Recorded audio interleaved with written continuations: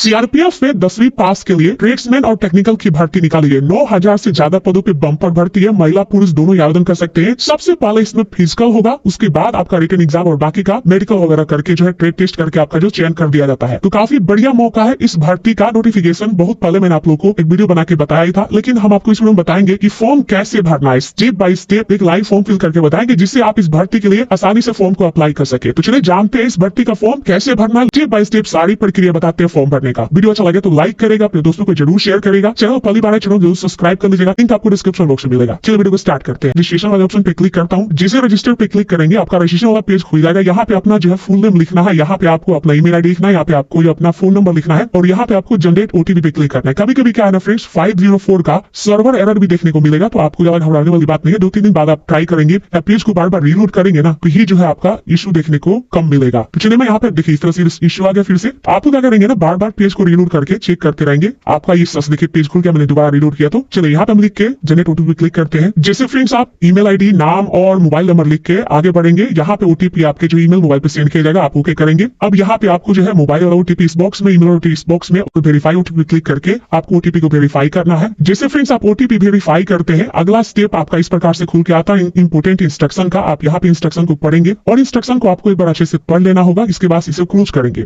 आप देखिए इस प्रकार से आपका जो है पेज खुल जाएगा और यहाँ देखेंगे तो कॉर्नर पे आपका नाम भी शो करेगा। अब यहाँ पे जो है आपका जो रजिस्ट्रेशन वाला प्रोसेस है वो आपका कंप्लीट हो चुका है। आप क्या करेंगे, यहाँ पे अप्लाई न्यू एडवर्टाइजमेंट का ऑप्शन मिलेगा, प्लस बटन भी होगा, वहाँ पे क्लिक करेंगे। आप देखिए इस प्रकार से जो वैकेंसी चल रही है ना सीआरपीएफ के अंतर्गत, वो आपको शो होगी। Constable technical and tradesman recruitment. आप क्या करेंगे, यहाँ पे अप्लाई बटन है, यहाँ लास्ट डेट भी लिखा हुआ, आप देख सकते हैं एडवर्टाइजमेंट नंबर भी लिखा हुआ है। आप अप्लाई ऑल हेयर का जो बटन मिल रहा है, इस पे क्या करेंगे, आप क्लिक करेंगे। अब आपका जो है अप्लाई स्टार्ट हो जाएगा। अब अगले स्टेप में आपका इस प्रकार से जो है जितने भी स्टेप्स हैं, जैसे कि आप देखेंगे तो पर्सनल डिटेल्स हो गया, एड्रेस हो गया, क्वालिफिकेशन, अप्लाई और लास्ट में सर्टिफिकेट और डॉक्यूमेंट सपोर्ट करके फी पेमेंट जमा करना होता है। तो यहाँ पे आपको सारे स्टेप्स देखने को मिल जाते हैं। आप नीचे आएंगे तो यहाँ पे आपको एक आईडी प्रूफ चूज करना होगा, जिसमें आप देखेंगे तो आधार कार्ड भी है, वोटर आईडी कार्ड है, पेन, पासपोर्ट, डीएल है। तो मैं आधार कार्ड चूज कर सकता हूँ, वोटर आईडी कार्ड भी चूज कर सकता हूँ। जो हमको आईडी प्रूफ देना हो दे सकते हैं। मैं आधार कार्ड चूज करके और आधार संख्या यहाँ लिखेंगे, 12 डिजिट का आधार संख्या। फिर पूछ रहा है नाम, तो हम क्या करेंगे, यहाँ पे नाम को दोबारा से क्या करेंगे, लिख देंगे। इसके बाद यहाँ पे आपको एडिशनल इन्फॉर्मेशन में अपना डेट ऑफ बर्थ की चॉइस करनी है। तो यहाँ पे आप देखेंगे कैलेंडर आएगा, कैलेंडर से पहले ईयर, फिर मंथ, फिर डेट आपको यहाँ पे चूज कर लेना है। आपका उम्र यहाँ ऑटोमेटिक शो कर देगा। नेशनलिटी आपको बताना है, पिताजी का नाम जो भी है लिखेंगे, माताजी का नाम जो भी है, मैट्रिक का जो सर्टिफिकेट पे स्पेलिंग है वैसे ही लिखना होगा। एक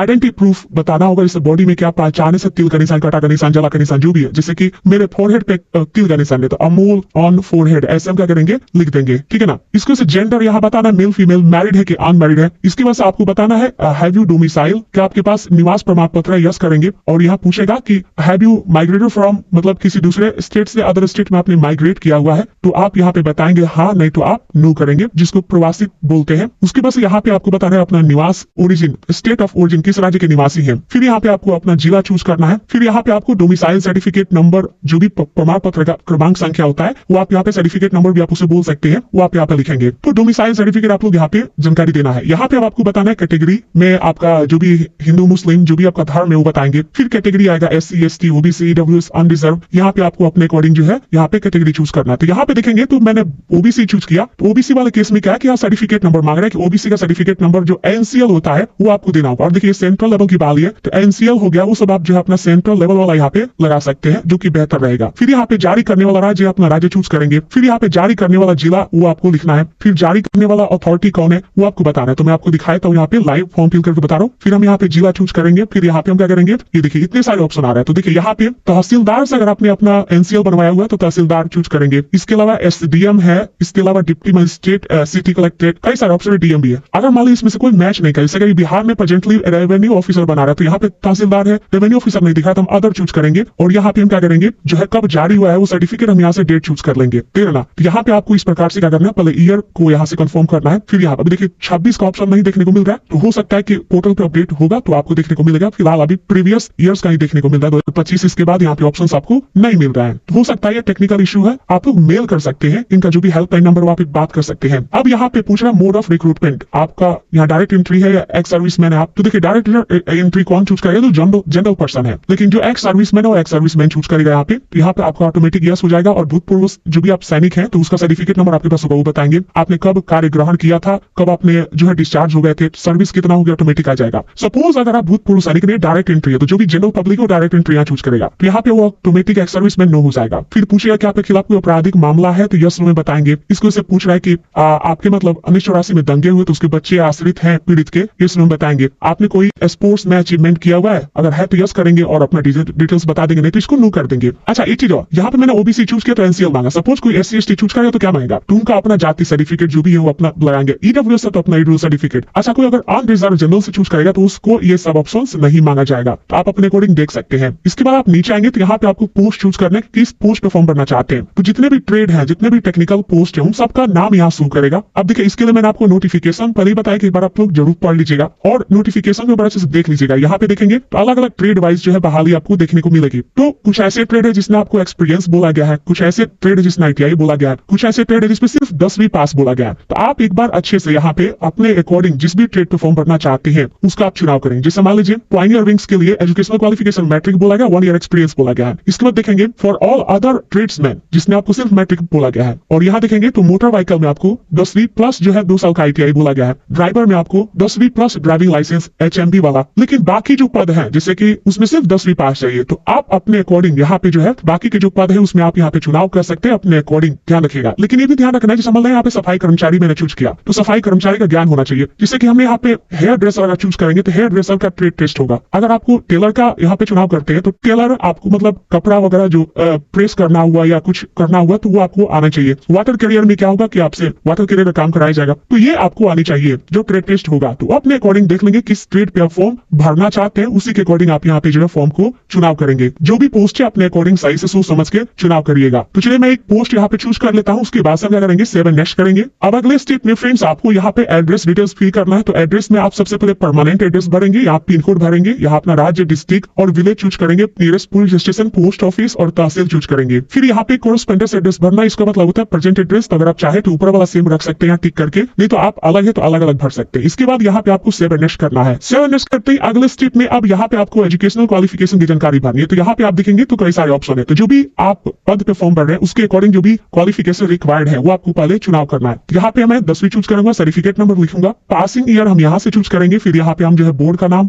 बताएंगे किस राज्य से हमने जो है यहाँ पे 10वीं क्लास क्वालिफाई किया हुआ है। फिर यहाँ पे बोर्ड आएगा, देखिए यहाँ पे वो सारे बोर्ड देखने को मिल जाएंगे, जैसे कि यहाँ सीबीएसई है, अदर आईसीएसई, ये सब ऑप्शन है। स्टेट बोर्ड जैसे यहाँ पे मैं बिहार बोर्ड चूज करने वाला था तो बिहार बोर्ड का ऑप्शन नहीं है, हम स्टेट बोर्ड चूज कर सकते हैं। फिर इसको हम ऐड करेंगे। ऐड करने के बाद से फ्रेंड्स 10वीं क्लास की जानकारी नीचे में यहाँ पे आपका ऐड हो जाएगा और यहाँ शो भी करेगा। फिर उसके बाद से अगर आप 12वीं पास किए तो 12वीं जानकारी ऐड करेंगे। ऐड करने के बाद से वही नीचे ऐड हो जाएगा। फिर उसके बाद से आपने आईटीआई किया है या डिप्लोमा किया, ग्रेजुएशन किया है तो ग्रेजुएशन जानकारी ऐड करेंगे। जहां तक आपने पढ़ा हुआ आप वो सब ऐड कर सकते हैं। आप चाहे तो सिर्फ 10वीं तक भी ऐड कर सकते हैं। तो अपने पोस्ट के अकॉर्डिंग जो भी क्वालिफिकेशन है उसके अकॉर्डिंग आप क्वालिफिकेशन को ऐड करेंगे और यहाँ 7 नेक्स्ट करेंगे। क्वालिफिकेशन ऐड करने के बाद से अगले स्टेप में आपका इस प्रकार से जो है जो भी पोस्ट पे फॉर्म भरे वो शो कर देगा यहाँ पे, और यहाँ पे आपका मिनिमम क्वालिफिकेशन फुलफिल कर रहा है, आपको यस कर देना है और पोस्ट की जानकारी यहाँ पे आपको देनी है। तो यहाँ पे आप देख सकते हैं, देखिए इसके आगे मैं कंटिन्यू नहीं करके दिखा पाया अपने खुद से क्योंकि वहां पे काफी लोग सर्वर एरर आ रहा था, ठीक है ना। तो मैं एक दूसरे वीडियो के थ्रू जो आप लोगों को बता रहा हूँ जिससे आप लोग आसानी समझ सके और आप लोग आसानी से फॉर्म भर सके। तो यहाँ पे बस आपको पोस्ट चूज कर लेना है और यहाँ डिटेल्स में आप अपना 10वीं क्लास की जानकारी, रोल नंबर ऐसे आप करेंगे फिल कर देंगे और जो भी बोर्ड है वो बोर्ड का नाम यहाँ पे लिखेंगे और यहाँ पे रोल नंबर लिख के और इसके बाद से आप चाहें तो परसेंटेज भी यहाँ पे आप मेंशन कर सकते हैं। तो इस तरह से क्या करेंगे, आप अपना जो क्वालिफिकेशन चूज करके यहाँ यस कर देना है। पोस्ट यहाँ आएगा जो भी आपने चुनाव किया उसके लिए यहाँ पे आएगा और यस करके आप उसका डिटेल्स दे देना यहाँ पे जो भी क्वालिफिकेशन मिनिमम क्वालिफिकेशन आपका है, ठीक है। इसके बाद नीचे में जो भी अगर मान लीजिए कोई टेक्निकल पोस्ट है तो टेक्निकल पोस्ट पे जो भी उसमें एक्सपीरियंस मांगेगा, डीएल मांगेगा, ये आईटीआई वाला पद है तो आईटीआई की जानकारी मांगेगा, नहीं तो ये नहीं मांगेगा। अगर आप सिर्फ 10वीं पास तो भर रहे हैं तो ये जानकारी आपसे नहीं मांगेगा, यही वाला जो डिटेल्स है 10वीं क्लास वाला, ये वाला हैवी ट्रांसपोर्ट वगैरह। इसके बाद नीचे आप आएंगे तो यहाँ पे आपको पायनियर के लिए अगर अप्लाई करना चाहते हैं इसमें मेसन और इलेक्ट्रिसिटी तो आप यहाँ से चुनाव करेंगे, वरना इसको आप छोड़ देंगे। अगर आप चूज करते हैं तो उसकी भी जानकारी आपको देना होगा और अगर आप नहीं अप्लाई करना चाहते तो उसको छोड़ देंगे, उसको सिलेक्शन वाले ही ऑप्शन रखने देंगे, उसमें आप कोई भी जानकारी नहीं भरेंगे। उसके वजह से यहाँ पे सेव नेक्स्ट करेंगे तो अगले स्टेप में आपको फोटो अपलोड करना है और सिग्नेचर अपलोड करना है और अपना कास्ट सर्टिफिकेट अपलोड करना है। तो यहाँ पे आप फाइल जो भी है चूज करेंगे, आपका यहाँ पे फोटो जो भी है चूज करेंगे, लेटेस्ट फोटो होना चाहिए, रिसेंट वाला। फिर यहाँ पे सिग्नेचर आपको अपलोड करना है। फिर यहाँ पे अपना जाति सर्टिफिकेट, अगर आप SC/ST है तो जाति और ओबीसी है तो NCL, EWS तो EWS, तो इस अपलोड कर लेंगे। उसके बाद आपको हाई स्कूल का यहाँ पे जो है सर्टिफिकेट या मार्कशीट दोनों में से कोई भी अपलोड कर सकते हैं। और देखिए यहाँ पे आईटीआई, अगर आप टेक्निकल पोस्ट भरेंगे तो आईटीआई की जानकारी आपसे मांगेगा। और यहाँ फाइल साइज बोला गया 50 से 100 KB के बीच आपका फोटो होना चाहिए, सिग्नेचर 50 से 100 KB के बीच, और अदर जो क्वालिफिकेशन सर्टिफिकेट या कास्ट सर्टिफिकेट है वो 100 से 500 के बीच PDF में भी अपलोड कर सकते हैं। इसके बाद आपको यहाँ डिक्लेयर करना है और यहाँ पे आपको अगले स्टेप में 7 नेक्स्ट कर देना है। 7 नेक्स्ट करते हैं फ्रेंड्स, अब आपका प्रीव्यू आएगा, प्रीव्यू चेक करेंगे। यहाँ पे आपको जहां से भी फॉर्म भर रहे हैं यहाँ पे स्थान लिख देना है। उसके बाद यहाँ पे आपको सेंटर का प्रीफरेंस देना है कि एग्जाम सेंटर आप कहाँ रखना चाहते हैं, तो यहाँ पे इतने सारे एग्जाम सेंटर्स आपको देखने को मिल जाते हैं। अपने अकॉर्डिंग नियरेस्ट जो भी आपको लगे वो चूज करेंगे। आपका एप्लीकेशन फीस करेगा प्लस जीएसटी यहाँ लग रहा है, तो वो यहाँ पे आपको शो करेगा 100 रुपए या 200 का, लेकिन यहाँ पे 47 और 20 पैसा आपको एक्स्ट्रा लगेगा वो डिक्लेरेशन और सर्विस चार्ज। यहाँ पे पे नाउ पे क्लिक करेंगे, एचडीएफसी बैंक चूज करके डिक्लेयर करके पे नाउ पे क्लिक करके आपका पेमेंट गेटवे आएगा, पेमेंट जमा करेंगे और उसके बाद से आपका फाइनल प्रिंट आउट निकल जाएगा। तो कई सारे ऑप्शन है पेमेंट जमा करने के, यूपीआई है, नेट बैंकिंग, कार्ड का भी ऑप्शन है, किसी भी ऑप्शन के थ्रू आप करेंगे पेमेंट को जमा कर लेंगे। पेमेंट जमा करते फ्रेंड्स आपका एप्लीकेशन हिस्ट्री में शो कर देगा आपका एप्लीकेशन डेट वगैरह सब चीज, और यहाँ से आप प्रिंट आउट निकाल सकते हैं एक्शन बटन से। तो इस तरह से आप क्या करेंगे फाइनल प्रिंट आउट निकाल लेंगे। तो इस तरह से फ्रेंड्स आपने देखा सीआरपीएफ के अंतर्गत जो वैकेंसी निकाली उसके लिए कैसे फॉर्म को अप्लाई करना। अभी मैं कहूंगा फ्रेंड्स अभी आप लोग जो है ना वेट कर लीजिए, क्योंकि साइट बहुत ज्यादा स्लो है, आपको ना बहुत ज्यादा परेशानी होगी फॉर्म भरने में। अभी आप फॉर्म भरते हैं तो हो सकता है कि कहीं आपको जो है फॉर्म भरते समय आप सब तो भर दिए किसी भी तरह, लेकिन डेटा ही सेव ना हो, रजिस्ट्रेशन ही आपका ना हो, सर्वर पे दिखाई जानकारी। इसलिए मैं कहूंगा अभी आप लोग वेट कर लीजिए, आप थोड़ा सा वेट कर लेंगे 1-2 दिन, तो उसके बाद आप ट्राई करेंगे तो हो सकता है कि सब चीज सही हो जाए, उसके बाद आप फॉर्म भरेंगे तो बेहतर रहेगा। वैकेंसी काफी बढ़िया है, मैट्रिक पास के लिए भी, आईटीआई पास के लिए भी और ड्राइवर के लिए भी। मिलता है नेक्स्ट वीडियो में। जय हिंद।